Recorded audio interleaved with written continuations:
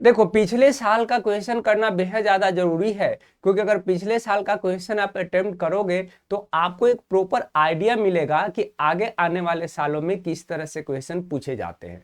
तो एसएसटी के 24 में 5 सेट बने हैं और आज हम लोग सेट 1 का एमसीक्यू करने वाले हैं, देन सेट 2 का करेंगे और इसी तरह से पांचों सेट का एमसीक्यू कर लेंगे, देन क्वेश्चन आंसर भी करेंगे, देन पैसेज को भी देखेंगे। तो आज हम लोग सेट 1 शुरू करने वाले हैं, सेट 1 का एमसीक्यू, सेट 1 का एमसीक्यू।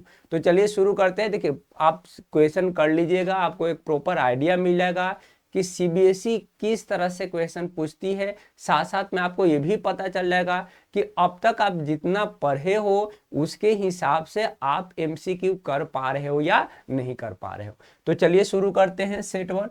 सेट 1 का जो फर्स्ट क्वेश्चन है वो फर्स्ट क्वेश्चन ये है कि from which of the following country Giuseppe Garibaldi belong to. Giuseppe Garibaldi किस देश से बिलोंग करते थे? Austria, Italy, Greece, Spain. Giuseppe Garibaldi किस देश से बिलोंग करते थे? Austria, Italy, Greece, otherwise Spain. तो यहां पर ऑप्शन क्या हो जाएगा? Italy. Giuseppe Garibaldi belong to the country Italy. Giuseppe Garibaldi Italy से बिलोंग करते थे। Okay, then next MCQ. Next MCQ आपको एसर्शन रीजन बेस्ड हो गया। नेक्स्ट एमसीक्यू क्या है? आपको एसर्शन रीजन बेस्ड। यहां पर एसर्शन दिए जाएंगे, देन रीजन दिए जाएंगे और सबसे पहले आपको यह देखना है कि जो एसर्शन दिया गया है वो सही है या गलत है। ठीक है, ट्रू है अदरवाइज फॉल्स है। उसके बाद जो रीजन दिए गए हैं रीजन को पढ़ना है और रीजन को भी देखना है कि रीजन ट्रू है या फॉल्स है। ओके, और ये देखने के बाद फिर आपको ये भी चेक करना है कि जो रीजन है वो रीजन एसर्शन को करेक्ट एक्सप्लेन कर रहा है या नहीं कर रहा है। अगर करेक्ट एक्सप्लेन कर रहा है तो ऑप्शन यहाँ पर ए हो जाता है, अगर नहीं कर रहा है तो बी हो जाता है। और सी और डी है कि एसर्शन ट्रू है लेकिन रीजन फॉल्स है, और डी क्या होता है कि एसर्शन फॉल्स है और रीजन क्या है आपको ट्रू है। तो चलिए देखते हैं एसर्शन को। एसर्शन क्या है? एसर्शन बोला गया कि most serious source of nationalist tension in Europe after 1871 was the Balkan. बोला गया कि 1871 के बाद यूरोप में जो नेशनलिस्ट टेंशन वाला जो रीजन है वो रीजन कौन सा है? बाल्कन रीजन है। तो डेफिनेटली आप जो एसर्शन यहां दिए गए हैं वो एसर्शन बिल्कुल ही करेक्ट है। ओके, रीजन रीजन क्या है कि large part of Balkan, Balkan का एक बहुत बड़ा हिस्सा जो है किसके कंट्रोल में था? ऑटोमन एम्पायर के कंट्रोल में था। तो रीजन भी क्या है आपको यहाँ करेक्ट है। इसके साथ साथ जो रीजन है वो एसर्शन को करेक्ट एक्सप्लेन भी कर रहा है। तो यहां पर ऑप्शन क्या हो जाएगा? ऑप्शन आपको ए हो जाएगा। ठीक है, एसर्शन और रीजन दोनों करेक्ट भी हैं, ट्रू भी हैं। इसके साथ साथ जो रीजन है वो रीजन एसर्शन को करेक्ट एक्सप्लेन भी कर रहा है। Okay, next question. Third number जो क्वेश्चन है यहां पर क्या बोला गया कि अरेंज द फ्लोइंग इवेंट। यहां पर कुछ इवेंट दिए गए हैं, इस इवेंट को अरेंज करना है क्रोनोलॉजिकल ऑर्डर में। क्रोनोलॉजिकल ऑर्डर का मतलब होता है कि डेट वाइज आपको इवेंट को अरेंज करना है। जो पहले इवेंट हुआ है उसको पहले रखना है, ठीक है, देन उसके बाद। ओके, और देखिए यहां पर आपको इवेंट दिए गए हैं। पहला इवेंट आपको ट्रीटी ऑफ कॉन्स्टेंटिनोपल है, देन डिफीट ऑफ नेपोलियन है, देन यूनिफिकेशन ऑफ इटली है and then unification of Germany है। ऐसे क्वेश्चन का आंसर कैसे करते हैं, हालांकि इस पर एक अलग से भी वीडियो बनाएंगे, आप उसको देख लीजिएगा। लेकिन फिलहाल यहाँ पर समझिए कि सबसे पहले जो इवेंट दिए गए हैं उस इवेंट का डेट लिखना है।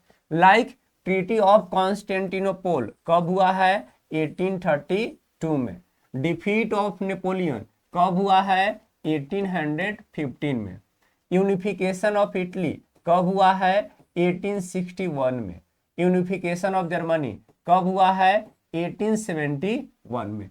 अब फिर इसको जो है कि अब ऑप्शन को चुन लीजिए। तो सबसे पहले आप किसको रखिएगा? Defeat of Napoleon. Second number यहां भी है और सेकेंड नंबर यहां भी है पहले नंबर पर। फिर आप किसको रखिएगा? Treaty of Constantinople. तो देखिए यहां पर आपको हो गया सेकेंड नंबर पर यहां ट्रीटी ऑफ कॉन्स्टेंटिनोपल हो गया, तो सी यहां पर हो गया आपको right option. C will be here the right option. Chronological based question एक पूछा जाता है, इसको अलग से भी एक वीडियो बनाएंगे, उसको देख लीजिएगा। हिस्ट्री के चैप्टर 1 और चैप्टर 2 से एक क्रोनोलॉजिकल बेस्ड क्वेश्चन पूछे जाते हैं। नेक्स्ट क्वेश्चन ए है कि which of the flowing pair regarding Indian nationalism is correctly matched. इस पेयर को देखना है और इस पेयर को देखने के बाद आपको बताना है कि कौन सा जो पेयर है वो करेक्टली मैच है। पहला पेयर क्या है, Sardar Patel Hindustan socialist republican army, okay, ये करेक्ट नहीं है। भगत सिंह स्वराज पार्टी को क्या भगत सिंह बनाए थे, नहीं, ये भी करेक्ट नहीं है। सी आर दास बारदोली सत्याग्रह, ये भी करेक्ट नहीं है। जवाहरलाल नेहरू अवध किसान सभा, ये आपको जो है से कि करेक्ट पेयर है। जवाहरलाल नेहरू अवध किसान सभा को बनाए थे, याद कीजिए, बाबा रामचंद्र के और जवाहरलाल नेहरू दोनों मिलकर अवध किसान सभा को एस्टेब्लिश किए थे, तो that is the correct pair. Okay, ये हो गया आपका। नेक्स्ट जो क्वेश्चन है, नेक्स्ट क्वेश्चन फिर से है कि choose the correctly matched pair. फिर से क्वेश्चन वैसे ही पूछा गया है कि यहाँ पर आपको चुनना है कि कौन सा जो पेयर है वो कौन सा पेयर करेक्टली मैच्ड है ना। पहला है फेरस नेचुरल गैस, क्या नेचुरल गैस जो है वो फेरस के कैटेगरी में आता है क्या, तो नहीं, नेचुरल गैस फेरस के कैटेगरी में नहीं आता है। निकेल जो है क्या वो नॉन फेरस के कैटेगरी में आता है क्या, तो नहीं, निकेल जो है वो नॉन फेरस के कैटेगरी में नहीं आता है। जो नॉन मेटेलिक लाइमस्टोन जो है वो नॉन मेटेलिक मिनरल्स के कैटेगरी में आता है क्या, तो यहां पर हो जाएगा यस, लाइमस्टोन नॉन मेटल है। लाइमस्टोन क्या है, नॉन मेटल है। फिर कोबाल्ट एनर्जी मिनरल, तो कोबाल्ट एनर्जी मिनरल के कैटेगरी में आपको जो है से कि नहीं आता है। अगर मैच करना है तो ऐसे करेक्टली आप इसको ऐसे मैच कर सकते हो, लाइक कि फेरस का क्या हो जाएगा, तो फेरस का यहाँ पर फेरस का आपका निकेल हो जाएगा, फेरस का यहाँ पर निकल हो जाएगा। नॉन फेरस का अगर बात कर लिया जाए तो नॉन फेरस का आपका कोबाल्ट हो जाएगा, और एनर्जी मिनरल का अगर बात कर लिया जाए तो एनर्जी मिनरल का आपको नेचुरल गैस हो जाएगा। ओके, 6 नंबर क्वेश्चन, 6 नंबर जो क्वेश्चन है, 6 नंबर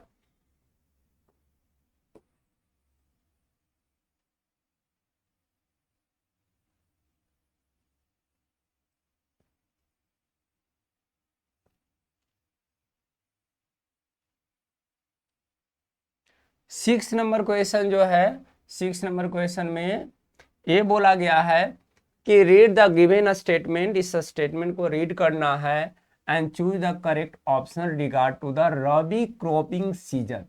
रबी क्रॉपिंग सीजन के रिगार्डिंग आपको जो है से कि करेक्ट ऑप्शन को चुनना है। रबी क्रॉपिंग सीजन, याद रखिए कौन से सीजन के रिगार्डिंग जो है करेक्ट ऑप्शन को चुनना है, रबी क्रॉपिंग सीजन। क्या बोला गया, पहला rabi crop are sown in winter, rabi crops are sown in winter, तो ये आपका करेक्ट हो जाएगा। Sown from October to December and harvested from April to June, ये भी आपको करेक्ट हो गया। Important crops are maize cotton और जूट, ये गलत हो गया आपको। रबी क्रॉप का इंपॉर्टेंट क्रॉप जो होता है वो मेज कॉटन और जूट नहीं है बल्कि वीट है, पल्सेस है, तो ये गलत हो गया। Punjab Haryana Uttar Pradesh are important production of the wheat, ये भी आपका हो गया करेक्ट। तो यहाँ पर जो ऑप्शन बनेगा ऑप्शन 1, 2 एंड 4, 1, 2 एंड 4, यहाँ पर आपको हो जाएगा C will be the right option, C will be the right option. Okay, तो रबी क्रॉपिंग सीजन के रिगार्डिंग स्टेटमेंट 1, 2 और 4 क्या है आपको यहाँ पर करेक्ट। नेक्स्ट क्वेश्चन बोला गया कि आइडेंटिफाई द सॉइल, सॉइल को आइडेंटिफाई करना है इस सारे इंफॉर्मेशन को पढ़ने के बाद। तो पहला इंफॉर्मेशन क्या है कि it develops in area with high temperature, ये ऐसे एरिया में डेवलप करता है जहां पर टेम्परेचर क्या होता है, हाई होता है, पहला। सेकंड क्या है, it is the result of the intense leaching due to heavy rain, एक कैसे बनता है, तो इंटेंस लीचिंग के कारण बनता है जब बहुत ज्यादा बारिश होता है। तो शायद आपको याद होगा लेटराइट सॉइल, आपको याद आ रहा होगा कि जब बहुत ज्यादा बारिश होता है तो बारिश होने के कारण सॉइल की जो ऊपरी परत होता है बहुत बड़े अमाउंट में वॉश अवे हो जाता है, और वॉश अवे होने के बाद जो सॉइल बनता है उस सॉइल को हम लोग क्या कहते हैं, लेटराइट सॉइल। यहाँ ह्यूमस कंटेंट भी क्या होगा, वो कम होगा, क्योंकि ऊपर का जो भी मटेरियल था वो हेवी रेन के कारण क्या हो चुका है, वॉश अवे हो चुका है, इसलिए ह्यूमस का कंटेंट भी यहाँ पर क्या हो जाएगा, लो हो जाएगा। ओके, तो यहाँ पर हो जाएगा आपको सी, लेटराइट सॉइल। इस इंफॉर्मेशन के बेसिस पर जो सॉइल होगा वो सॉइल कौन सा होगा, लेटराइट सॉइल होगा। नेक्स्ट क्वेश्चन ये है कि which of the following term refer to the belief and advocacy of the social political and economic equality of women. कौन सा टर्म है जिसको यूज किया जाता है social political and economic equality of women के लिए? तो साधारण सी बात है, आपको अच्छे से याद होगा, फेमिनिज्म या फेमिनिस्ट कह लीजिए। जो फेमिनिस्ट मूवमेंट चलाए गए थे तो उसमें यही बात किया गया था कि इक्वल अपॉर्चुनिटी मिलना चाहिए महिलाओं को भी, है ना। तो उस आइडियोलॉजी को हम लोग क्या कहते हैं, उस विचारधारा के मानने वाले लोगों को फेमिनिस्ट कहा जाता है, और उस आइडियोलॉजी को फेमिनिज्म कहा जाता है। तो यहाँ पर करेक्ट ऑप्शन क्या हो जाएगा, फेमिनिस्ट हो जाएगा। नेक्स्ट क्वेश्चन है कि देखिए यहाँ पर स्टेटमेंट दिए गए हैं, और इस स्टेटमेंट के बेसिस पर आपको रिकॉग्नाइज करना है कि यहाँ पर कौन सा ऑप्शन जो है कि सही होगा। पहला स्टेटमेंट क्या है कि India has no official religion. एकदम पहला स्टेटमेंट पढ़ने पर ही आपको क्लियरली पता चल जा रहा होगा कि कौन सा ऑप्शन जो है कि सही होगा। तो हालांकि सेकंड भी पढ़ लेते हैं। पहला क्या है कि India has no official religion, India में कोई भी ऑफिशियल रिलीजन नहीं है। All the communities have freedom to profess and practice any religion in India.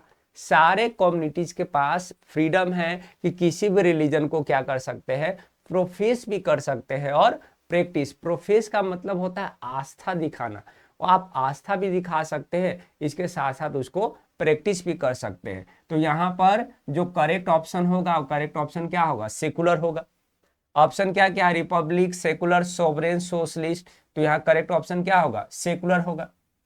Bharat का कोई अपना एक ऑफिशियल रिलीजन नहीं है, इस आइडियोलॉजी को सेकुलरिज्म कहा जाता है, और इस स्टेटस को क्या कहते हैं, सेकुलर स्टेट।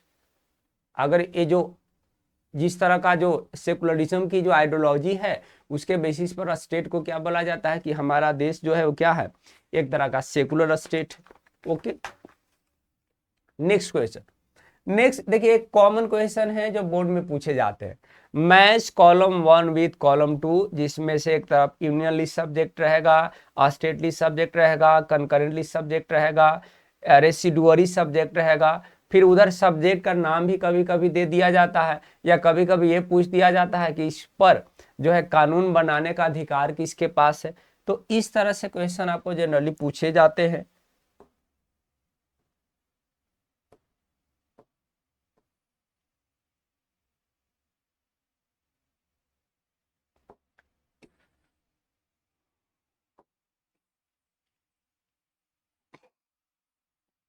तो चलिए देख लेते हैं इसको।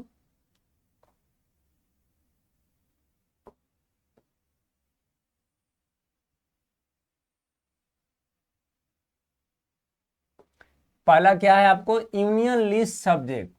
यूनियन लिस्ट सब्जेक्ट पर यूनिफॉर्मिटी के लिए here it is that for uniformity central government legislate on it.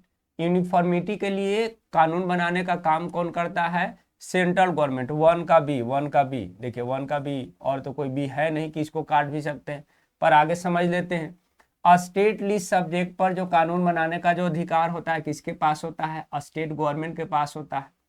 Concurrent list subject में जो कानून बनाने का अधिकार होता है वो सेंटर और स्टेट गवर्नमेंट दोनों के पास होता है। जो रेसिडुअरी सब्जेक्ट है वो सेंट्रल गवर्नमेंट बनाते हैं, और रेसिडुअरी सब्जेक्ट में कैसे सब्जेक्ट मेंशन होते हैं, न्यू सब्जेक्ट मेंशन होते हैं। तो देख लीजिए, 2 का ए, 2 का ए, 3 का सी, 3 का सी एंड 4 का डी। यहाँ पर ऑप्शन क्या हो जाएगा आपको, डी हो जाएगा। D will be the correct option. Okay, एक क्वेश्चन जनरली एक क्वेश्चन ऐसा पूछा ही जाता है। कुछ देखिए कुछ क्वेश्चन ऐसे एमसीक्यू का जो हर एक साल आपको बोर्ड पेपर में देखने को मिल जाएगा, लाइक दिस वन। इसके बेसिस पर एक एमसीक्यू हर एक साल। एक बताया क्रोनोलॉजिकल ऑर्डर के बेसिस पर, तो ये दोनों जो टॉपिक है इस पर अलग से भी एक वीडियो आपको बना देंगे, ठीक है। नेक्स्ट क्वेश्चन को देखते हैं। विच of the flowing by the primary objective of the, क्या बोला गया कि which of the flowing is the primary objective of Belgium to form the separate government in Brussels।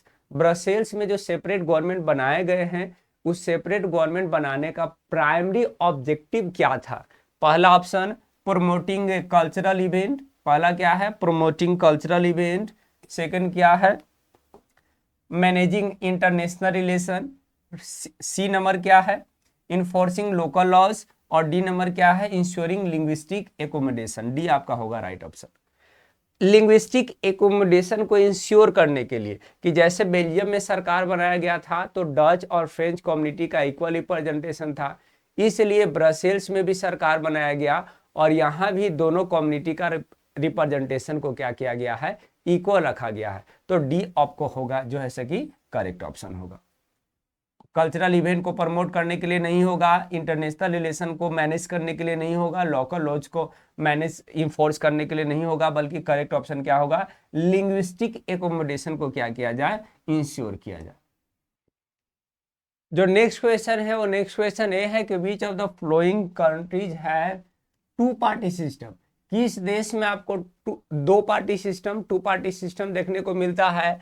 China, United Kingdom, India, Pakistan. तो यहाँ पर क्या हो जाएगा? यूनाइटेड किंगडम हो जाएगा। दो देश है जहां पर टू पार्टी सिस्टम के लिए मशहूर है, यूनाइटेड किंगडम और दूसरा क्या है? USA, United states of America. One party system China में है, इंडिया में मल्टी पार्टी सिस्टम है। ओके, तो यहाँ पर जो करेक्ट ऑप्शन होगा वहां पर बी होगा। नेक्स्ट क्वेश्चन की what role do checks and balances play in a democratic country, choose the most suitable option from the following. बोला गया कि जो चेक्स एंड बैलेंस वाला जो सिस्टम है वो क्या रोल प्ले करता है एक डेमोक्रेटिक कंट्री में? मोस्ट सुटेबल ऑप्शन को यहाँ पर चुनना है। और क्या क्वेश्चन कह रहा है कि मोस्ट सुटेबल ऑप्शन को चुनना है, तो क्या बोला गया कि to establish a direct form of government without representative, बिना रिप्रेजेंटेटिव के थ्रू एक डायरेक्ट फॉर्म ऑफ गवर्नमेंट को क्या करना है? एस्टेब्लिश करना है। ये आपको नहीं होगा। To create a separation of power to prevent from authoritarianism. Okay, ये क्या बोला जा रहा है कि एक सेपरेशन ऑफ पावर को क्रिएट करना है ताकि ऑथोरिटेरियन सिस्टम से क्या किया जाए? बचा जाए। ऑटोक्रेटिक सिस्टम, ऑथोरिटेरियन मतलब कि जो तानाशाह सरकार है उससे बचने के लिए एक सेपरेशन ऑफ पावर का प्रोविजन किया गया। तो यही आपका राइट ऑप्शन होगा। आगे क्या है कि to prevent any change to the constitution, constitution में किसी भी तरह के बदलाव से बचना है, ये होगा नहीं। To ensure absolute power for one branch of government, एक ब्रांच ऑफ गवर्नमेंट के पास एब्सोल्यूट पावर होते भी नहीं ऑब्जेक्टिव है। तो यहाँ पर जो करेक्ट ऑप्शन होगा वो क्या होगा? बी होगा। ओके, 40 नंबर क्वेश्चन देखिए। 40 नंबर क्वेश्चन बेहद ज्यादा आसान है।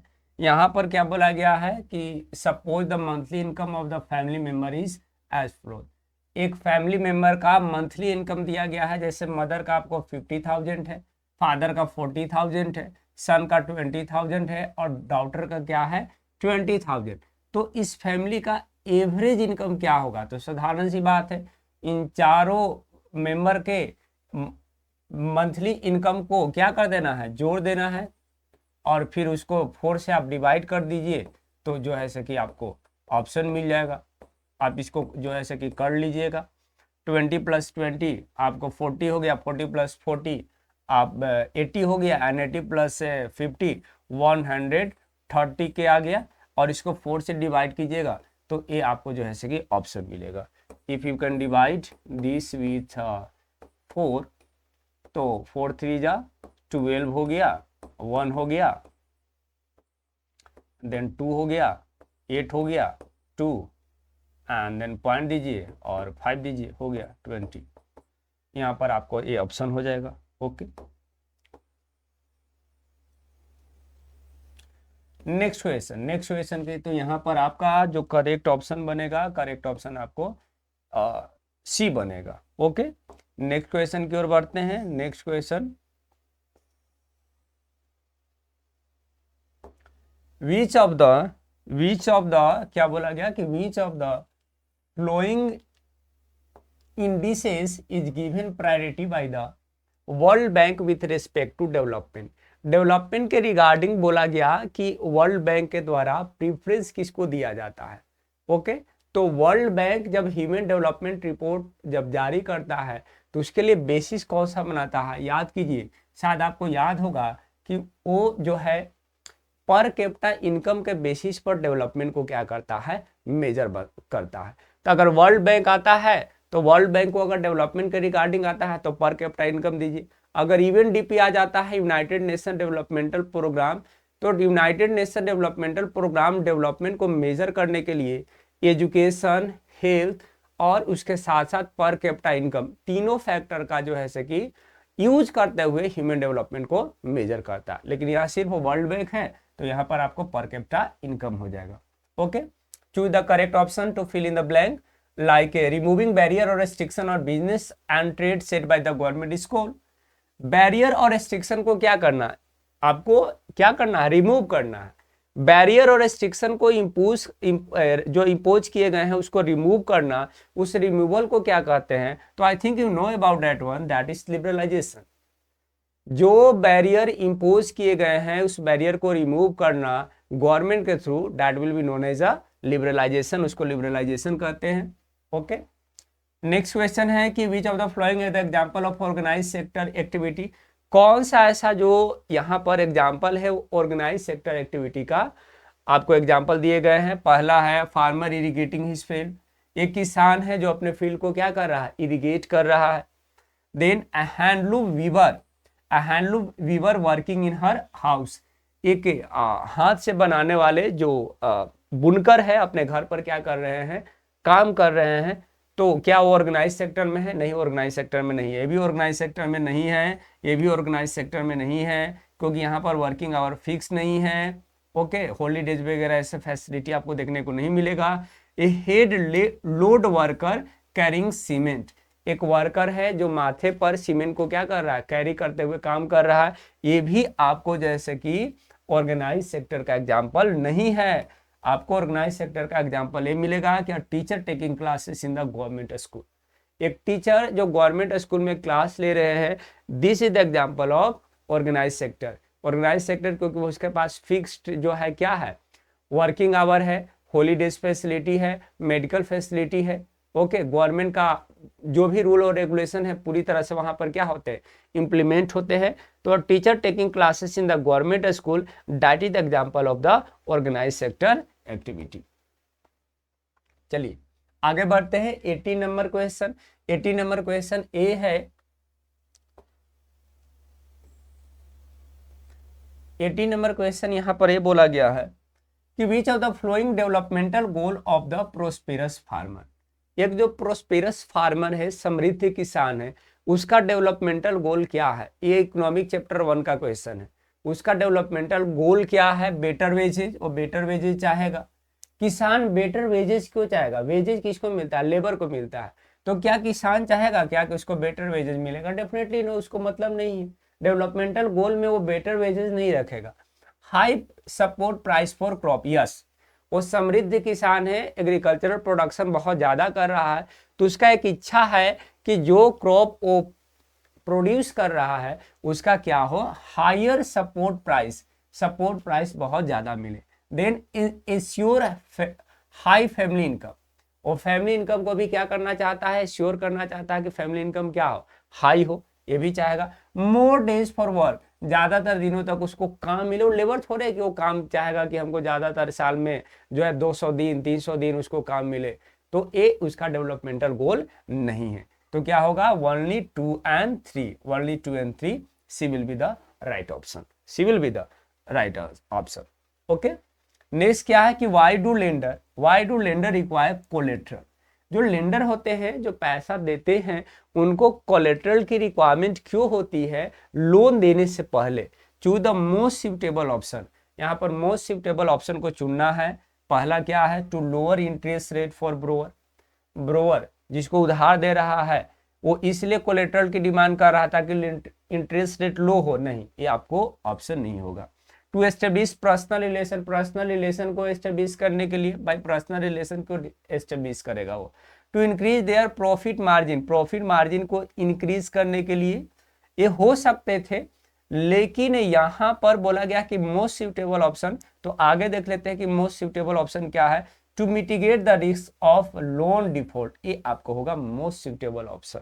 ओके, ये भी हो सकता था कि ताकि प्रॉफिट मार्जिन को क्या किया जाए, इंक्रीज किया जाए, है ना, कोलेटरल रहेगा तो लॉस से वो बचेगा, है ना, प्रॉफिट मार्जिन। तो लेकिन मोस्ट सुटेबल ऑप्शन जो यहाँ पर होगा वो क्या होगा, to mitigate the risk of loan default, कि अगर लोन नहीं देता है तो उसके रिस्क से क्या किया जाए, बचा जाए, इसलिए पहले ही उसने कोलेटरल की डिमांड कर रखा है, कोलेटरल के रूप में कुछ चीजों को उसने रिजर्व कर रखा है।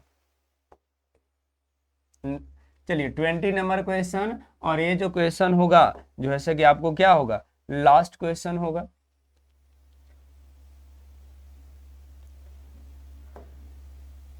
Look at the given picture, इस पिक्चर को देखिए और you have to identify, you have to clarify what is the income of bank. Bank का इनकम क्या है, ये आपको मिडल में आपको बैंक हो गया, ठीक है। इस साइड आपको डिपोजिटर दिख रहा है और इस साइड आपको क्या दिख रहा है, बोरोवर दिख रहा है। डिपोजिटर जो बैंक में आकर पैसा को क्या कर रहा है, डिपोजिट कर रहा है। बोरोवर जो बैंक में आकर पैसा को क्या कर रहा है, बोरो कर रहा है, उधार ले रहा है, ठीक है। अब आपको बताना है कि बैंक का इनकम कैसे जनरेट हो रहा है, बैंक का जो इनकम है वो कैसे जनरेट हो रहा है।